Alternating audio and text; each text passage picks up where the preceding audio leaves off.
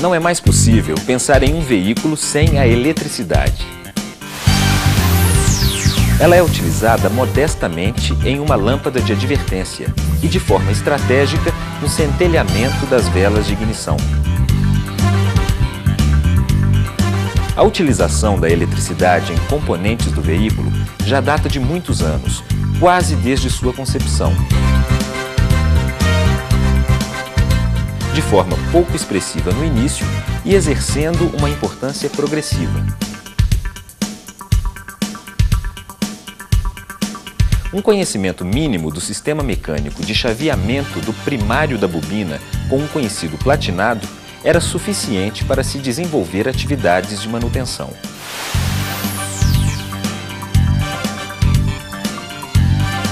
Hoje, a eletricidade é responsável pela vida do automóvel e principalmente do motor. Comanda todo o sistema de ignição, desde a geração de tensão até o ajuste automático do ponto de ignição.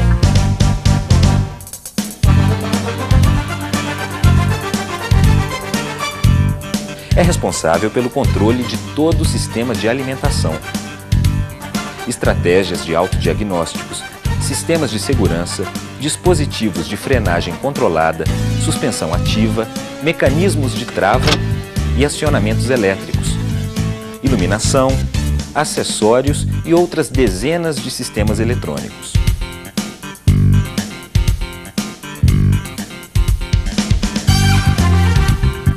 Como é possível conviver com toda essa tecnologia? Muito simples, aprendendo.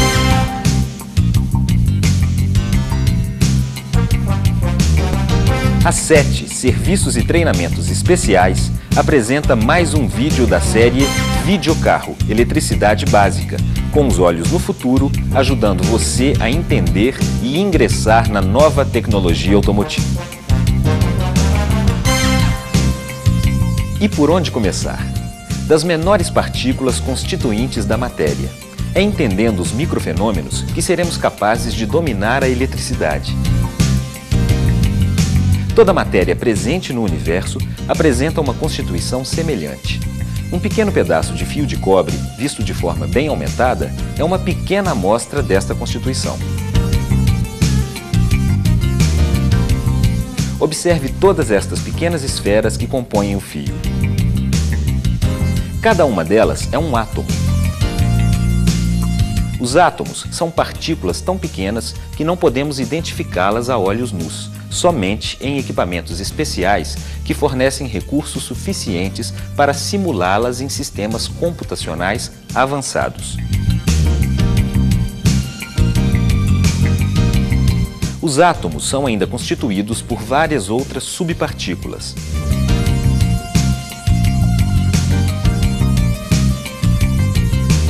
Para o nosso estudo de eletricidade, consideraremos apenas 3 delas.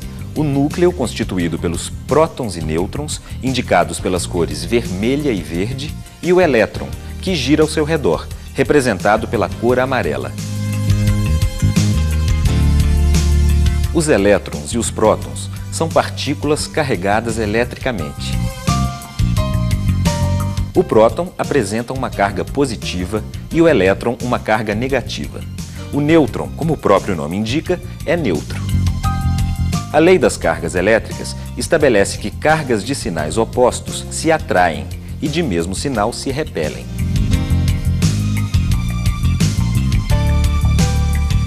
O elétron é então constantemente atraído pelo núcleo e repele outros elétrons. A velocidade com que o elétron gira ao redor do núcleo o mantém em órbita, não havendo jamais a colisão com o núcleo. Esta é uma característica surpreendente destas partículas e a chave para a compreensão da eletricidade.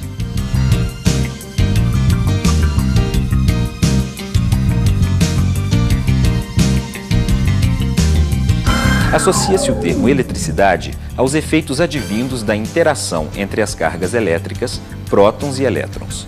Com este pequeno conceito, pode-se entender grandes princípios de geração e utilização da eletricidade.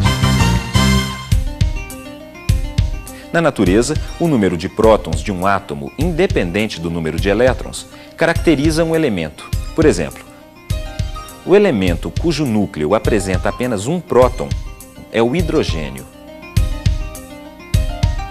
Com 2 prótons é o hélio. Com 8, o oxigênio, e assim por diante. O próton e o nêutron, situados no núcleo do átomo, jamais se movimentam, sendo responsáveis pela natureza física da matéria. Os cientistas afirmam que o átomo é a menor partícula da matéria que contém as mesmas características do elemento que constitui. Assim, um átomo de hidrogênio tem a mesma estrutura de um grande volume de gás hidrogênio. Já os elétrons não interferem na constituição da matéria. Um átomo de hidrogênio com um elétron será também um átomo de hidrogênio se possuir 2 elétrons. Quando um átomo contém um número de elétrons igual ao de prótons, apresenta-se eletricamente neutro. Desta forma, a carga positiva do próton é anulada pela negativa do elétron. Mas se por alguma razão o elétron for afastado do seu núcleo, temos criadas 2 cargas elétricas, ou seja, uma carga positiva, o núcleo, e uma carga negativa, o elétron.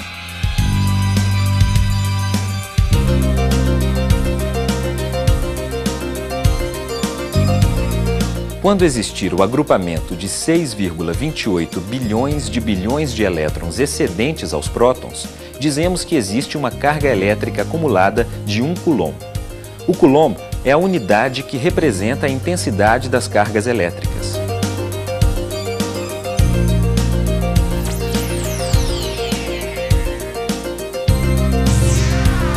Se observarmos a estrutura atômica mais profundamente, podemos perceber que os elétrons giram ao redor dos seus núcleos, em órbitas elípticas e em camadas, conhecidas como níveis eletrônicos. A última camada é o nível de mais baixa energia e é a mais importante quando se trata do efeito elétrico, sendo conhecida como camada de valência. A camada de valência pode conter até 8 elétrons.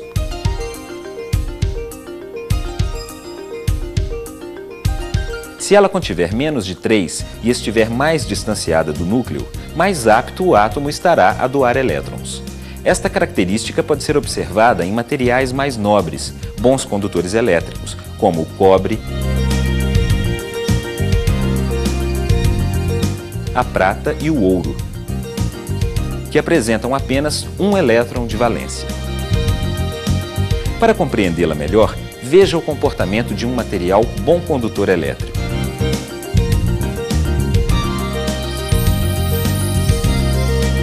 Neles, existe um contínuo compartilhamento de elétrons de um átomo com o outro.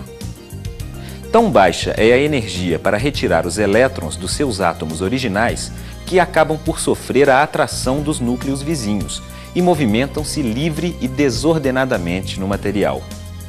Esta forma de ligação entre átomos é conhecida como ligação metálica, sendo uma característica essencial do bom condutor elétrico. Nem todos os materiais são bons condutores elétricos. Se o átomo constituinte do elemento apresentar a camada de valência quase completamente preenchida, ou seja, 6 ou 7 elétrons, será necessário uma grande quantidade de energia para retirar um elétron, pois a energia introduzida será distribuída entre todos os elétrons desta camada, restando pouca para cada um deles.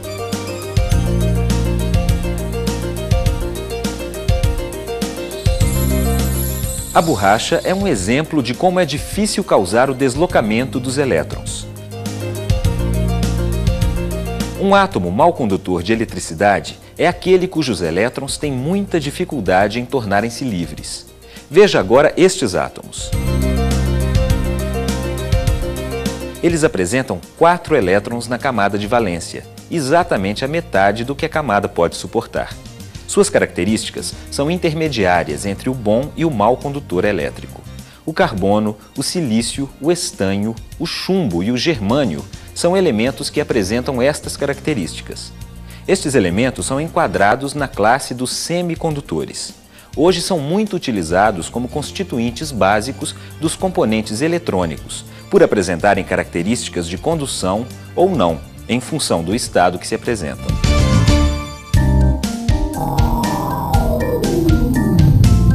Como aproveitar estes pequenos, porém grandes trabalhadores da natureza em nosso benefício? É simples, aplica-se uma força externa sobre eles. Passam assim a se deslocar ordenadamente, gerando um fluxo contínuo de elétrons. Este fluxo é conhecido como corrente elétrica. Em qualquer condição, a produção da eletricidade, ou seja, a liberação do elétron do seu núcleo, requer energia e o seu ordenamento requer força. Esta energia pode ser fornecida ao átomo de diversas formas. Através do atrito de materiais, triboeletricidade, por intermédio do calor, termoeletricidade, por intermédio da luz, fotoeletricidade, por intermédio da pressão, piezoeletricidade, por intermédio de reações químicas, eletroquímica, e por intermédio do magnetismo, eletromagnetismo. A triboeletricidade, ou eletricidade a partir do atrito, pode ser gerada de forma simples, atritando um bastão de teflon com um lenço de seda. Ao fazer estes movimentos, os elétrons do bastão são retirados pela seda. E o bastão, por apresentar insuficiência de elétrons, torna-se carregado positivamente. Ao aproximá-lo de um monte de papel picado, a força de atração entre as cargas do bastão e dos pedaços de papel movimenta-os, pois são muito leves. Esta atração existe no sentido da busca da neutralização das cargas. Este tipo de eletricidade é conhecida como eletricidade estática. A eletricidade também pode ser gerada a partir do calor. Alguns materiais, quando unidos, doam elétrons entre si, como é o caso do par zinco e cobre. Entretanto, as cargas elétricas produzidas a temperatura ambiente são pequenas, pois a energia térmica não é suficiente para liberar um número grande de elétrons. Porém, se for aplicada uma fonte de calor na junção dos materiais e sua temperatura aumentar, aumenta-se também o número de elétrons doados.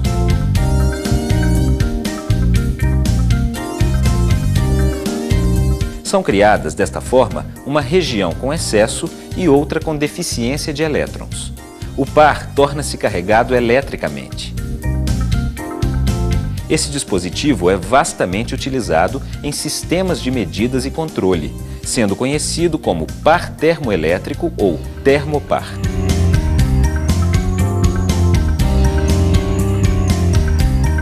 Outra importante fonte de geração elétrica é através da luz. A luz transporta energia em pequenas partículas, conhecidas como fótons. Quando encontra uma superfície, deposita esta energia no material. Alguns materiais, como potássio, sódio, césio, lítio e outros, liberam elétrons quando sujeitos a este tipo de solicitação. O efeito fotovoltaico é notado em duas placas justapostas submetidas à luz. A placa que recebe a energia luminosa cede elétrons para a placa adjacente, tornando-se carregadas eletricamente.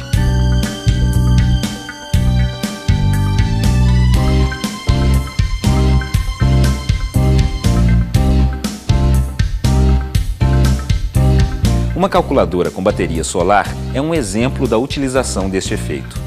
Este princípio ainda é pouco utilizado na indústria automobilística, embora suas perspectivas tornem-se cada vez mais promissoras.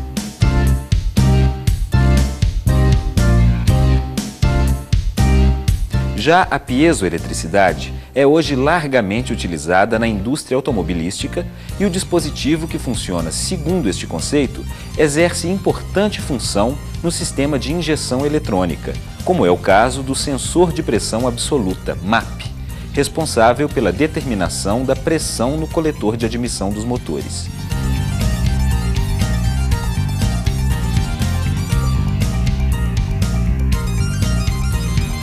O efeito da pressão sobre alguns tipos de cristais, como sais de Rochelle, e algumas cerâmicas, como titanato de bário, causa o deslocamento dos elétrons no sentido oposto à força aplicada.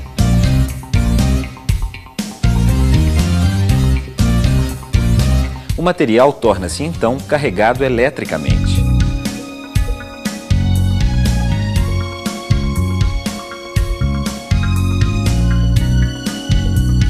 Os microfones utilizam também este princípio, transformando em sinais elétricos as ondas sonoras de pressão que atingem o cristal interno.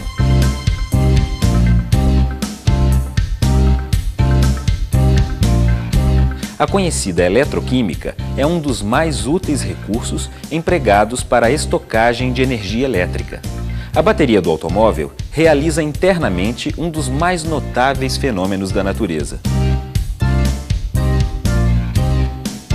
A combinação de determinados metais com uma apropriada solução aquosa provoca uma reação química que transfere elétrons dos metais, produzindo as cargas elétricas. Também foi descoberto que campos magnéticos em movimento produzem força eletromotriz. Um ímã permanente, quando movimentado sobre um condutor, causa o movimento dos seus elétrons livres.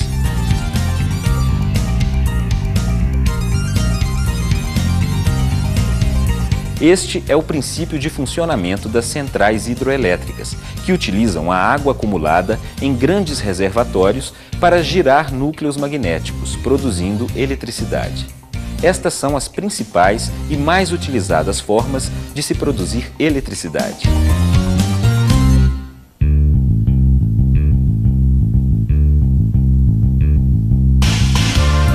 Quando um material apresenta uma diferença de concentração de elétrons, estamos dizendo que apresenta-se com uma diferença de potencial elétrico. Na linguagem coloquial, é comum dizer que existe uma voltagem entre as extremidades do elemento. Os termos diferença de potencial elétrico, tensão elétrica e voltagem têm o mesmo significado físico. Quando um elemento apresenta uma diferença de potencial capaz de fazer com que uma carga de 1 coulomb realize 1 joule de trabalho, dizemos que possui uma tensão de 1 volt. Vamos raciocinar. 1 joule representa, de uma forma análoga, a quantidade de energia necessária para se elevar por 1 metro um peso equivalente a 100 gramas. Correlacionando os conceitos anteriores, pode-se dizer que a tensão de 1 volt representa de forma prática 6,28 bilhões de elétrons capazes de elevar por 1 metro um peso de 100 gramas.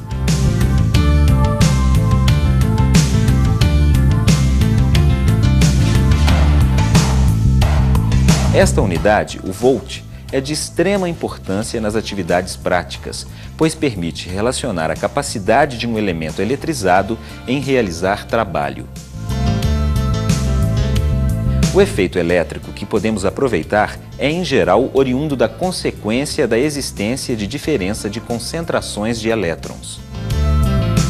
Se utilizarmos os mesmos bastões eletrizados anteriormente, unindo suas extremidades por intermédio de um fio condutor, notaremos que as cargas negativas deslocam-se ao longo deste condutor no sentido de neutralizar aquelas cargas positivas do outro lado. O deslocamento dos elétrons através do condutor é conhecido, como dissemos anteriormente, como corrente elétrica.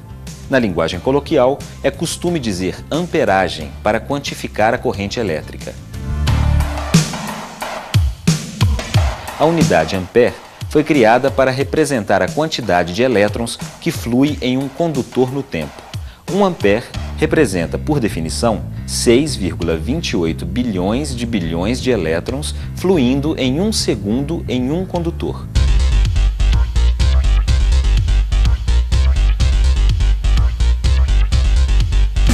Os conceitos de tensão e corrente elétrica são os mais básicos e importantes conceitos da eletricidade.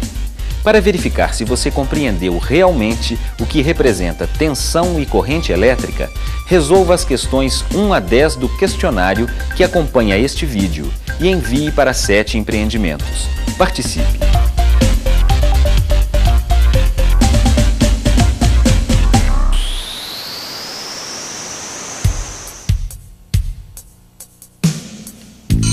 multímetro, comutado para medida de voltagem, é o equipamento que permite medir o valor da tensão elétrica. Para se medir a tensão entre as barras, as pontas de prova do multímetro devem tocar as regiões de diferentes concentrações de elétrons. Perceba que a tensão é uma medida estática, ou seja, não é necessário haver corrente elétrica para que haja tensão elétrica. Neste caso, vamos considerar que apresente uma tensão entre suas extremidades de 12 volts, indicada no visor. Retornando ao exemplo anterior, notamos que uma vez conectadas as extremidades, as barras se neutralizarão. Mas se insistirmos na presença do calor, obteremos um fluxo contínuo de elétrons. Neste caso, podemos medir a corrente que circula neste pequeno circuito elétrico composto das barras e do condutor. O multímetro, comutado para medir corrente elétrica, é o equipamento que permite quantificá-la. Suas pontas de prova devem ser inseridas em série com o circuito a ser medido, de forma que a corrente circule também dentro do amperímetro. Neste circuito, a corrente é de 6 amperes. Agora vamos substituir o condutor elétrico por um de material menos condutor. Por exemplo, o alumínio. A corrente que circula no circuito agora é de apenas 3 amperes. Esta propriedade do material em impedir o livre deslocamento dos elétrons é chamada de resistência elétrica.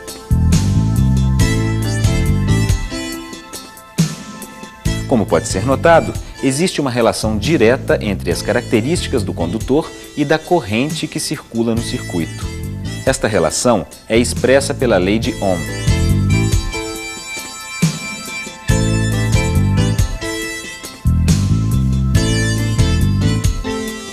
Esta lei estabelece que o produto entre a corrente e a resistência elétrica é igual à tensão aplicada no circuito.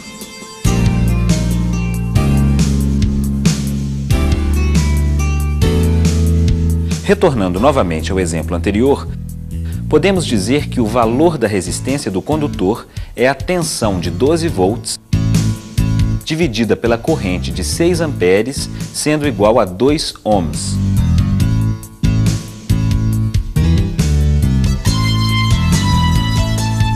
No caso do alumínio, a resistência será de 12 volts dividido por 3 amperes, resultando em 4 ohms.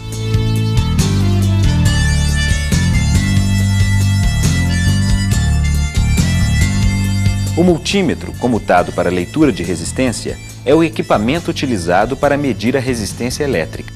Veja um exemplo prático de como utilizar o multímetro para medir resistência. O sensor de temperatura do motor será o nosso circuito resistivo. Ao tocar as pontas de prova do multímetro nos 2 terminais do sensor, o visor indicará imediatamente o valor da resistência do circuito interno do sensor. Vamos raciocinar?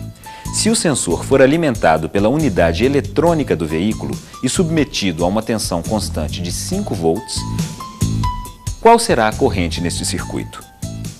É simples. Como o circuito pode ser representado pela lei de Ohm, basta dividir a tensão de 5 volts por 2.500 ohms.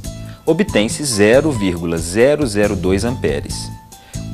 Quando as correntes envolvidas no circuito são muito pequenas, como esta, a ciência que as estuda é conhecida como eletrônica. A maioria dos circuitos elétricos no veículo pode ser descrita pela lei de Ohm, e esta simples lei pode auxiliá-lo na identificação e solução de problemas. Teste novamente seus conhecimentos resolvendo as perguntas de número 10 ao 20 do questionário. Elas se referem à medida e aplicação da lei de Ohm.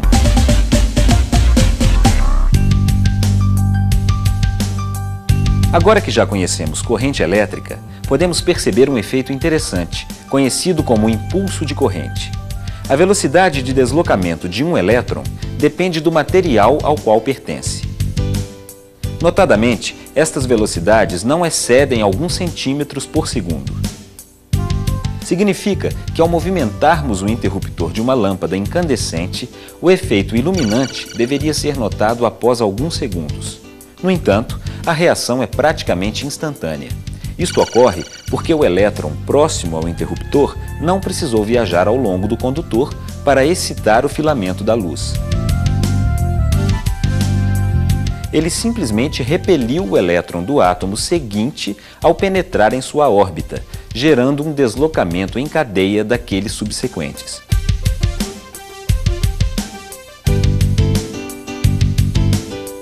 Um conjunto de bolas de bilhar alinhadas pode demonstrar claramente esse efeito. Ao tocar na primeira bola, a última será expulsa imediatamente. Desta forma, embora os elétrons se desloquem lentamente no material, a corrente elétrica se desloca à velocidade de 300.000 km por segundo. Este efeito nos permite ter prontidão de reação em acionamentos remotos, como o circuito da lâmpada anterior.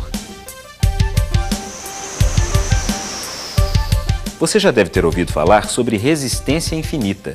E então, sabe o que significa isto?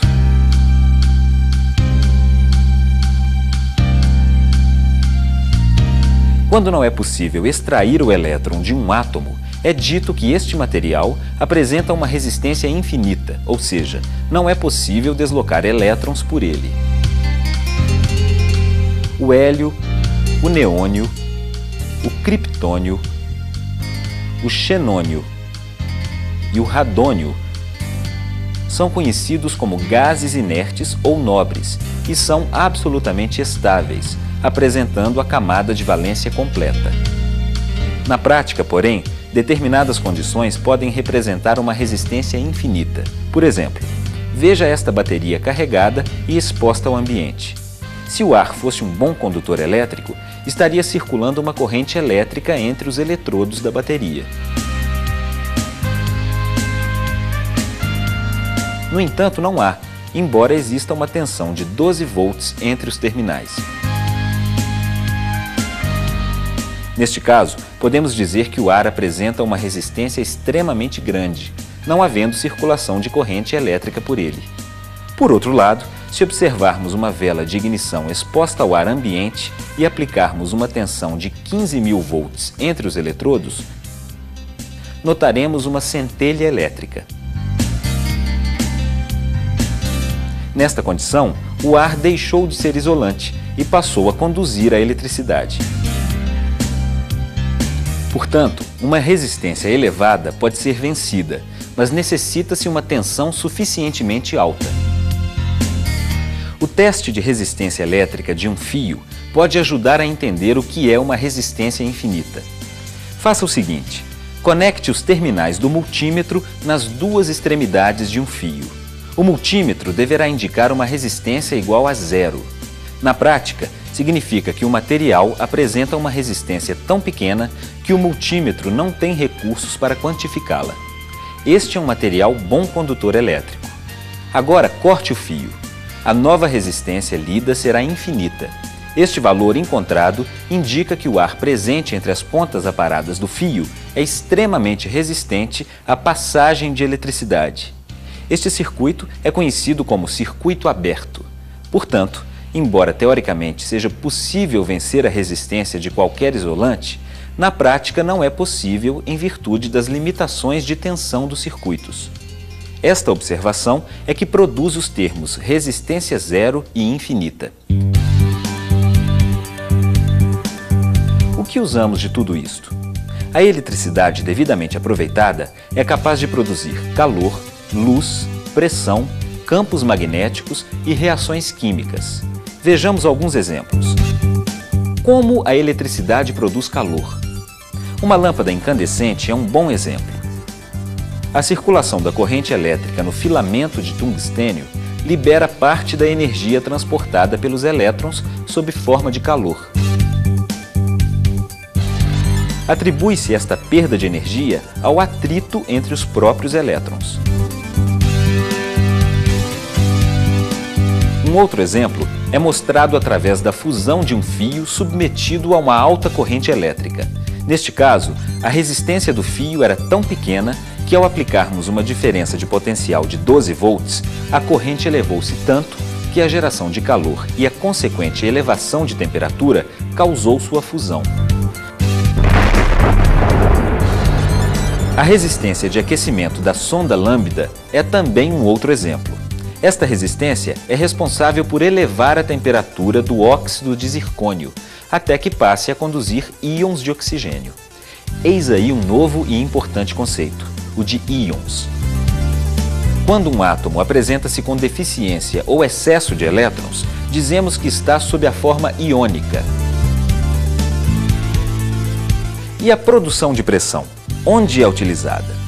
Todos conhecem um fone de ouvido de um equipamento de som. É um clássico exemplo. Quando aplicada uma tensão apropriada nas extremidades de um cristal, ele sofre uma torção que faz vibrar um diafragma, produzindo ondas sonoras audíveis.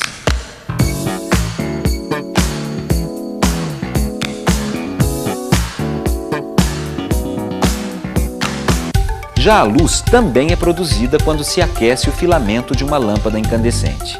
Outros efeitos, como a eletroluminescência, a fosforescência e a fluorescência, têm também grandes aplicações, desde a emissão de luz com objetivo de realce até seu emprego no cinescópio de um monitor, gerando assim a imagem visível.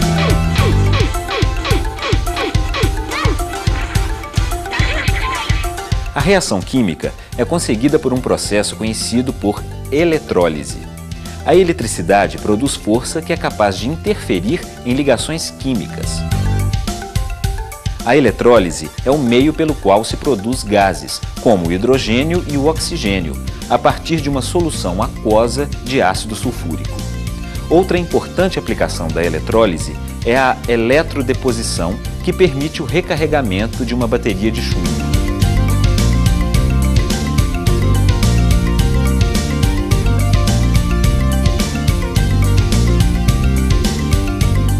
Para finalizar, temos um importante efeito eletromagnético. Este é talvez o mais importante efeito utilizado pelo homem. Como exemplo, estão todos os motores elétricos, transformadores e centenas de outros dispositivos.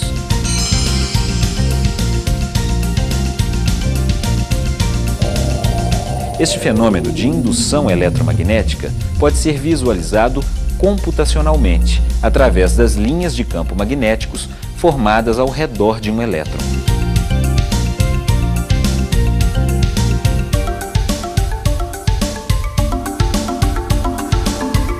Em virtude do movimento de rotação sobre seu próprio eixo, são criadas linhas de campo magnético. Se todos os elétrons estiverem se deslocando ao longo de um condutor, o sentido do campo magnético pode ser identificado por intermédio da regra da mão direita. Aponte seu polegar no sentido da corrente elétrica e envolva o condutor com o restante dos dedos da mão. O campo magnético, neste caso, é circular, envolvendo o condutor.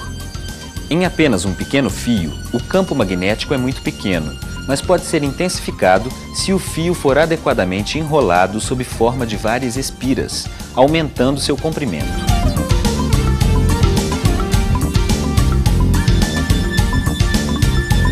Neste caso, as linhas de campo magnético estarão em sentido único, produzindo um forte campo magnético.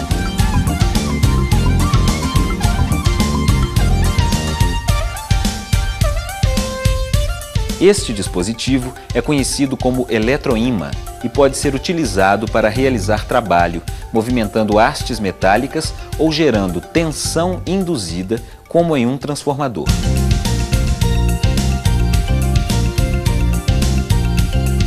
Um motor elétrico também aproveita o resultado deste efeito. De forma simplificada, o motor elétrico é uma espira circulada continuamente por uma corrente elétrica. O campo magnético gerado no interior da espira pela passagem da corrente elétrica provoca a repulsão da própria espira em razão do campo permanente gerado pelos ímãs envolventes.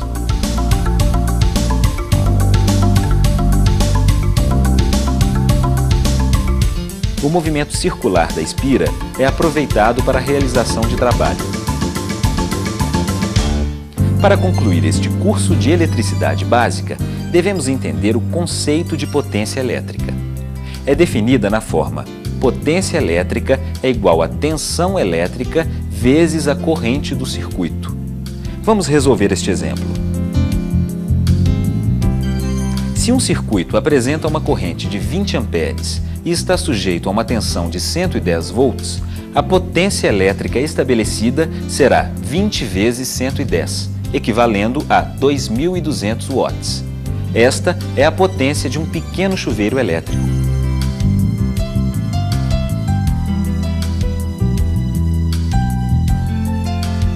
Saiba que 1 watt é a quantidade de energia que se deve gastar para elevar 100 gramas a 1 metro de altura em 1 segundo. Mantenha sempre na sua memória as unidades de medidas dos sistemas elétricos. São elas: para a tensão elétrica, o volt; para a corrente elétrica, o ampere; para a resistência elétrica, o ohm; para a potência elétrica, o watt; e para a carga elétrica, o coulomb. Responda agora o restante das perguntas do questionário. Se você achar fácil, bom sinal.